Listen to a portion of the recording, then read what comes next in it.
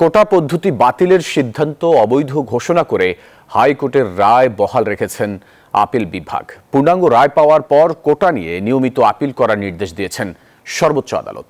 বৃহস্পতিবার প্রধান বিচারপতি ওবায়দুল হাসানের নেতৃত্বে ৬ বিচারপতির আপিল বেঞ্চ এ আদেশ দেন।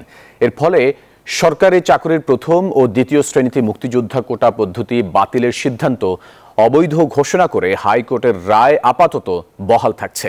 শুনানিতে রায় প্রকাশের পর নিয়মিত আপিল দায়ের করতে বলেন আপিল বিভাগ।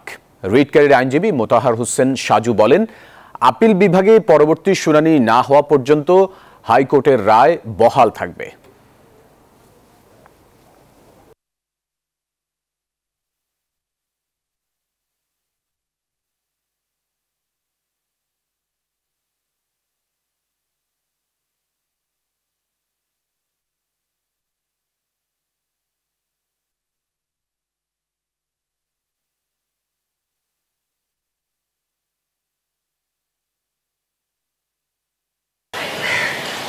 ফয়সাল, ধন্যবাদ। আসলে আপনি জানেন যে 2018 সালের 4 অক্টোবর সারা দেশের শিক্ষার্থীদের যে কোটা বিরোধী কোটা সংস্কারের যে আন্দোলন, সেই আন্দোলনের পরিপ্রেক্ষিতে সরকার বা মন্ত্রিসভা এই কোটা একেবারে বাতিল করে দেয়, কোটা পদ্ধতি।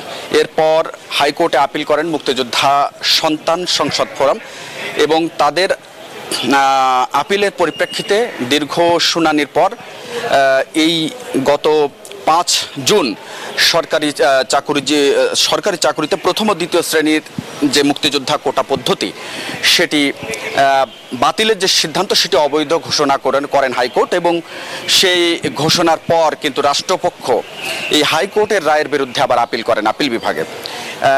তো আজকে মূলত সেই শুনানির দিন নির্ধারিত ছিল, কিন্তু যদিও আপিল বিভাগের প্রধান বিচারপতির নেতৃত্বাধীন 6 বিচারপতির বেঞ্চে বিষয়টি শুনানির জন্য উঠলে বিষয়টা আজকে শুনবেন না বলে প্রথমেই জানিয়ে দেন আপিল বিভাগ। এবং যদিও পরক্ষণে রাষ্ট্রপক্ষের প্রধান আইন কর্মকর্তা অ্যাটর্নি জেনারেল এম আমিনুদ্দিন তিনি আদালতের সামনে উপস্থাপন করেন যে এই বিষয়টি নিয়ে এই কোটা সংস্কারের যে আন্দোলন সেটি আবারও পুনরুজ্জীবিত হচ্ছে, সারা দেশেই শিক্ষার্থীরা আবারও আন্দোলনে তারা একীভূত হচ্ছে। তো তখন আপিল বিভাগ বলেন যে আসলে কোনো আন্দোলনের কারণেই যে আমাদের সিদ্ধান্ত নিতে হবে বা আন্দোলনের মাধ্যমে হাইকোর্ট বা আপিল বিভাগ রায় দিবেন, বিষয়টি এমন নয়।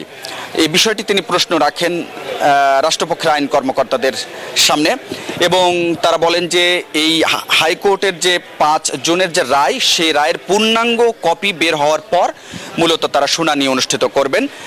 এর মধ্যে তারা পুনরায় আবেদনের জন্য আপিল বিভাগ রাষ্ট্রপক্ষকে নির্দেশ দিয়েছেন।